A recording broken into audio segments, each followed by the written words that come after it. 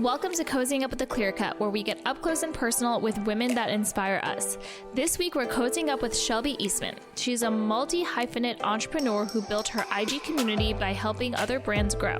We discuss her experience as a social media expert, how she transitioned from NYC to LA, and more. Hey everyone, and welcome to Cozying Up with the Clear Cut, where we get up close and personal with women that inspire us. Today, I'm super excited to sit down with Shelby Eastman. She is the founder of Daisy by Shelby. She's a social strategist and entrepreneur. Thank you so much for being with us today. Thanks so much for having me. This is so fun. This is my first podcast ever. Your first podcast ever? I oh my know. God. Well, I'm so happy it was with us. Yes, me too. I've been meaning to get more into the podcast world, so I'm excited. Do you listen to any podcasts? I've just gotten into listening to them. Yeah. What's your favorite one? Well, obviously this one. Besides this one. Now that I know it's a thing, I love Girls Gotta Eat and Call Her Daddy. Oh yeah. So both very, women-led, female-focused, dating, sex, work, the whole thing. Yeah.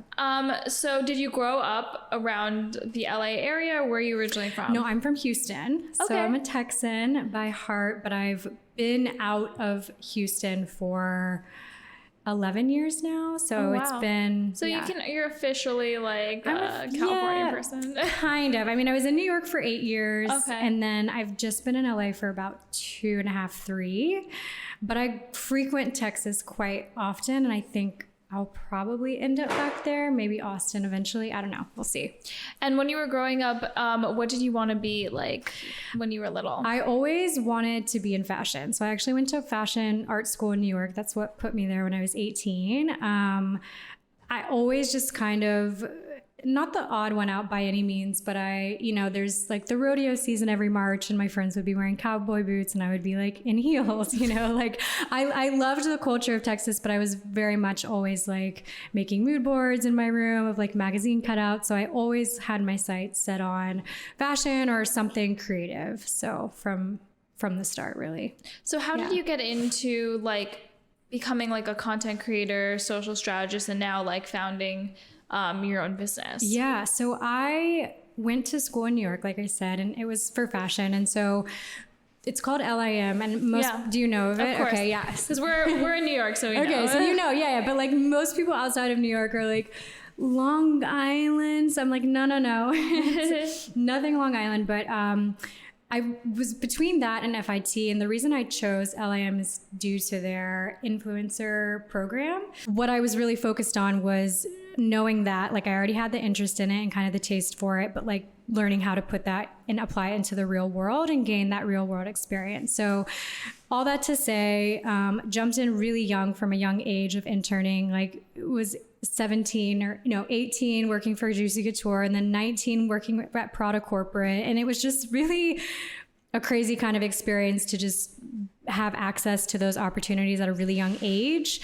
And so after kind of doing 2 fashion internships, I worked for a wardrobe stylist for about 4 years during that entire time. So I would intern, and then on the weekends also work for this wardrobe stylist. I was hustling. My friends were getting blackout drunk at college football games, and I was working till 2 a.m. on sets, not getting paid, but learning the most valuable experience of my life. And she, knew that I was looking for another internship, and she was I know it's not necessarily fashion, but I met these 2 really great creatives, and they work in advertising, and they're all about digital advertising. This was in 2014. So early on. Yeah. Instagram was still just the main platform of choice, and everything was different. And so I was that's interesting. They were working with Sunglass Hut and some other cool kind of Ray-Ban, more in the eyewear space, but lifestyle fashion brands. And that's where I really learned the world of digital advertising and marketing, and learned how valuable that experience could be applied to really essentially anything. Every business, every company and industry, you have to have a digital presence. And I think I just realized this is so valuable, because even if I don't want to stay working with fashion clients, let's just say, I can apply it to whatever really I want to. So I worked there for senior year of college, and then like a year and a half after I graduated. And it was a really small agency. We all wore a lot of hats. So sometimes I look back and I'm like, oh my God, I was negotiating those budgets at that age. Like who allowed me to like be dealing with that amount of money and retainer? But whatever. No one knows what they're doing. Like literally everyone's making it up. So anyways. It's true. Yeah. No one knows what they're doing. It's once you realize that, you're like, oh, okay. Oh my God. It's the most enlightening thing. I've worked with CMOs, CEOs, and I'm like, oh, okay, so you're making it up too? Great. Yeah. Sounds good. Like we're all just going to pretend we know. I think that like hit me recently. Like when I'm like, wait, I always thought like adults knew what they were doing, and then now I'm like, I'm an adult and I'm like, no one knows what they're doing. No one knows. Like people running like governments have no idea what they're doing. It's incredible. Yeah. It's actually like laughable. Everyone's just winging it. Everyone's winging it, and it's pretty enlightening, I think, when you realize that. And I've also realized that with age as well. Like, you know, I'm 28 and I'm like, oh, looking back at, you know, let's just say 24. At that time, I thought I was so wise. And then at 24, I'm like looking back like, oh, 18-year-old me, I thought I was so wise. But and now I'm like, 24-year-old me, 18, like we're always just growing. Like when do we actually become wise and know everything? We don't. It's just interesting. But yeah, so I gained that advertising digital experience for art directing, learned account management, learned the ins and outs of social, organic, paid, point of sale advertising, print, the whole thing, and kind of came to a point where my personal interests shifted a little bit more from fashion, more so into the experiential world of like hospitality and design in physical spaces. And I think I was just doing a lot of traveling. I lived in Rome for 5 months, and I just got kind of a bigger, broader view of how my interest in fashion can sort of expand into other creative industries, right? Like it doesn't have to be clothing and apparel. And so I took that kind of interest and was like, maybe I'll try hospitality. Like, why not? You know? So my next job was actually with Ian Schrager. He's a big hotelier. Yeah. He founded Studio 54, the whole thing. I launched his personal Instagram and did the strategy for that. And then was leading public hotels, which I'm sure you're familiar with in New York. I was just there the other night. Yeah. It's like the hot spot. So I was doing social for them and ran my course there. And when I went to kind of look for other jobs in the hospitality space, I ended up in a place where I had a couple different offers for pretty much a similar role, right? For a couple different hotels. And a mentor of mine who also worked for Ian was like, I think, why don't you just propose to them like being a contractor and just like work with all of them? And I was like, yeah, I guess I never thought of that. Like I'd always known that I wanted to work for myself, but I don't think I would have done it at that point. This was early 2019. If someone that I really trusted and admired hadn't said, just screw it, just ask him to be contractor and like take them all on. So that's what I did. And he was like, he has a small travel website called A Hotel Life. He's like, I'll give you that. Like that, there's another client for you. And with the connections that I had made from working in-house with Ian, the opportunities just kind of kept coming. And so that's still where that's really like my bread and butter of work is working across several different restaurants, hotels, bars, and leading their social, leading their creative. I have now a small team of 3 girls that work for me. So yeah, so long journey to get me to this answer. Yes. But that's how I ended up in the social strategy space. Amazing. Yeah. And then from that, what led you to start Daisy by Shelby? Yes. So that came about the idea came about in 2020. So I don't know if I can cuss. Yeah, you can. Okay. I'm like, shit hit the fan in 2020. And I was, in my fifth floor walk-up apartment and was like, no, I'm going home to Houston. My parents had just bought a house on 2 acres. I'm like, I'm going home. Everyone fled the city, right? And I rekindled with my childhood dog, Daisy.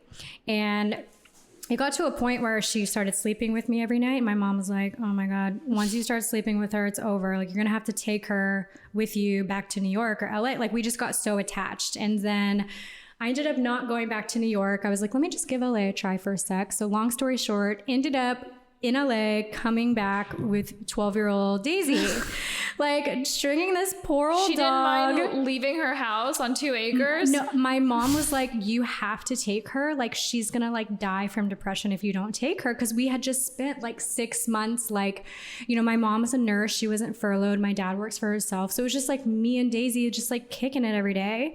And she's 12 and is never used to having someone with her that much. Yeah. And my mom's like, no, like, I'm so sorry. You don't have a choice. Like, you did this. You got the attachment. So I'm like, oh, fine, yeah, I'll take her. So I took her little 12-year-old ass on the plane. She had never flown.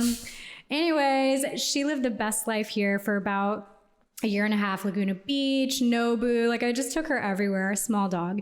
And she ended up passing pretty quickly from cancer. And that was tough. That was in December 2020. And I was like, of course, this would happen in 2020. Like, what else could go wrong? So after that, you know, I was like, I'm never getting another dog. I can't do this again, you know, like so distraught. And my parents were like, no, we're getting you another dog. Like, this is not okay.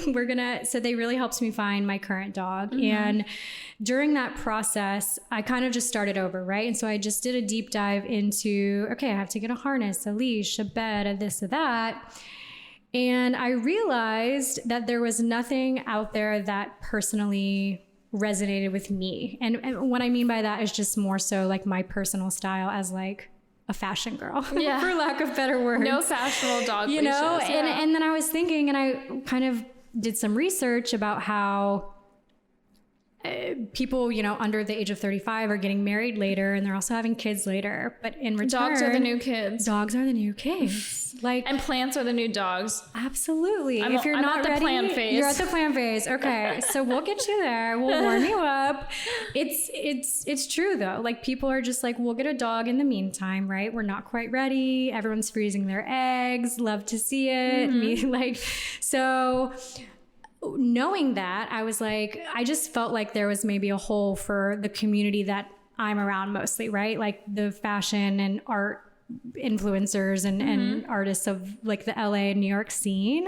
And I was like, you know what? I can't find what I want. I'm going to make what I want. And also kind of get back into the fashion space a little bit more, because that had been missing for so long. And I was like, I have this degree. I love design. Why can't I, let me just pair the two and kind of see how it goes. So yeah, that's sort of where we're at. Is I just wanted to do something fun that is in the pet space for kind of the fashion girl. And so describe like what makes Daisy by Shelby different. It's really the design and our approach to how we talk to customers and consumers. So it's doggy apparel. It's dog accessories. Okay. So right now we have little neck scarves and collars. We're working on harnesses, leashes, the whole thing. We just launched in July. Oh, congrats. It's been fully self-funded by me. So it's been, slow. We're taking it step by step, but it's been, I kind of say sometimes like, I'm like, oh, it's just like my side project, but I really do obviously hope that like one day the goal is that it'll be my main thing. So how do you balance like launching a business that you're self-funding, that it's just a one-woman show, and also having your social strategy business where you have a team and clients? I don't sleep. I don't date. I don't. No, I'm just kidding. Really, it's having a team and the foundation already set for my social client work. I mean, really, like, shout out to the team, Raina, Melissa, and Danny, because I just have such a great support system of people, of girls that can help kind of do the day-to-day work, which kind of just allows me to have a little bit of time to do this. But it's a hustle. Like, I'm definitely not like logging off at 6 p.m., Totally. Definitely taking some weekends to work. But I think the difference is, and I think a lot of people will say it, is I don't resent it. I really enjoy the work. It's fun. It's a creative project for me. And so it doesn't feel like so cliche, but like it doesn't feel like work, you know? Yeah, totally, because you're passionate about it. Yeah, for sure. Hey everyone, Olivia here. Hope you're enjoying our episode. Our Clear Cut collection features fine jewelry pieces inspired and designed with you in mind.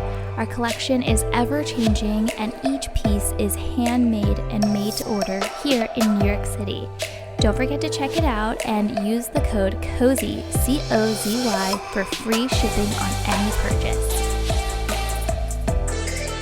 So switching gears a little bit, you are specializing in doggy accessories and we specialize in human accessories. Yeah. We just love learning more about everyone's personal jewelry because I think, you know, jewelry, unlike other pieces, can hold like a lot of sentimental value, can be passed down. Yeah. Do you have any pieces in your collection that are extra special to you? Totally. I should have wore them today. I don't know what I was thinking. It's okay if you're not wearing them. Yes, I have a couple pieces from my grandma that she left me. One is like an opal ring. Another is a ruby, which was our shared birthstone.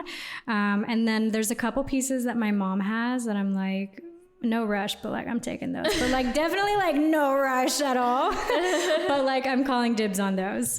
So yeah, those, you know, jewelry, when I worked for the wardrobe stylist, she would always say like jewelry was the most difficult to select for because it's such an emotional purchase. And it really is. Like there's so much, I feel like, emotion attached to accessories in general.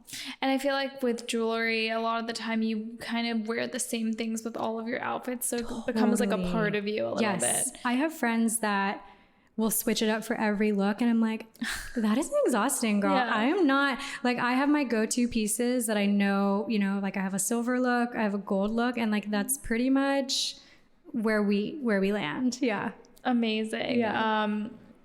So what do you think is like the most important like accessory to have for a doggy and a dog owner? So this is so interesting because when I started, I was like, obviously it's a collar. Like I grew up where the dogs wear collars 24/7, right? Like you're never taking the collar off because if it gets out or whatever, It's like your ID. It needs to be tagged. Yeah. Like it's a safety thing, right?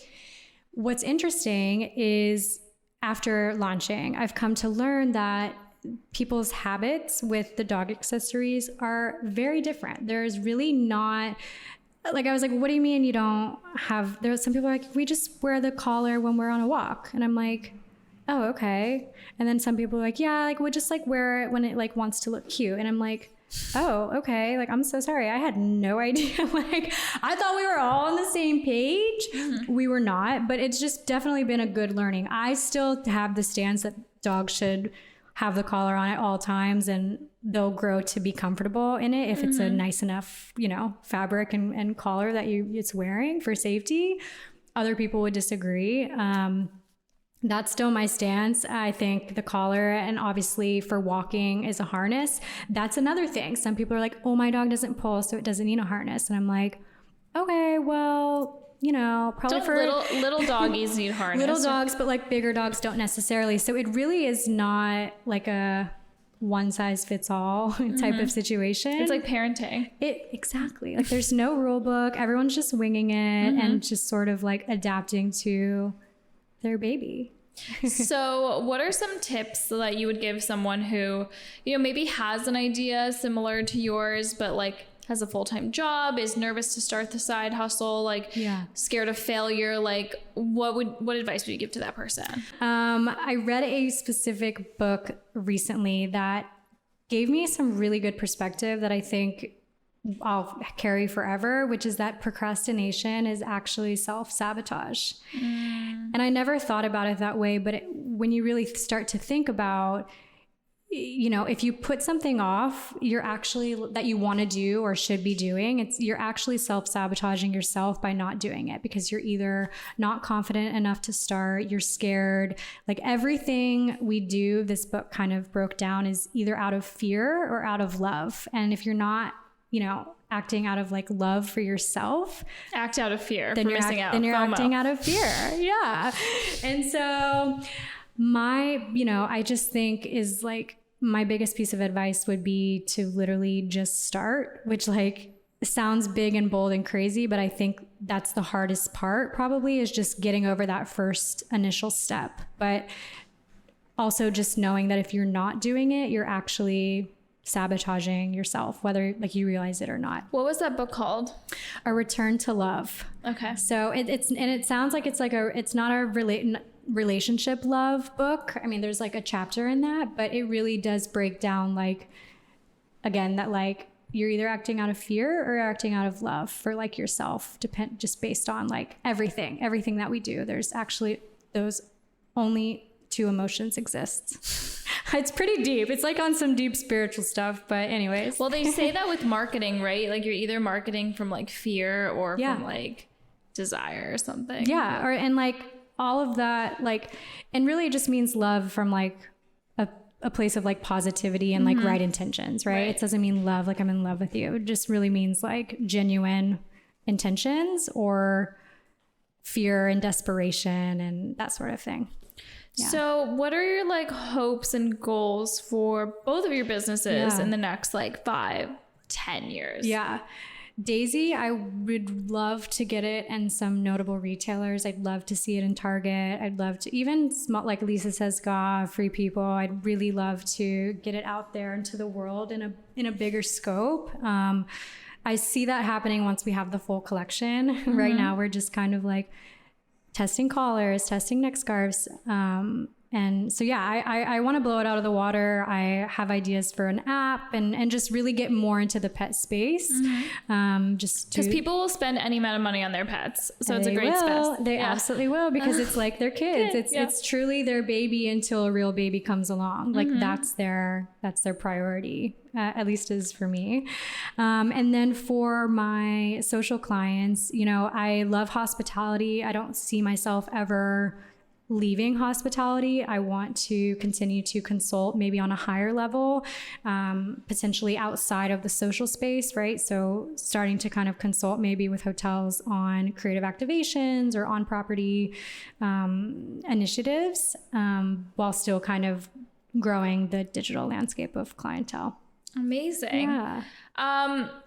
We're really excited to follow you along and for the whole journey. So where should people follow you and shop yours? Yes. Well, for Daisy, you can follow at Daisy by Shelby. And then my personal is at Shelby Eastman. So really Instagram, I need to do better with TikTok. You got to get some dogs on TikTok. I'll let you guys know, let y'all know when that's buttoned up enough. But for now, it's Instagram. Amazing. Thank you so much for coming today. Thanks so much for having me.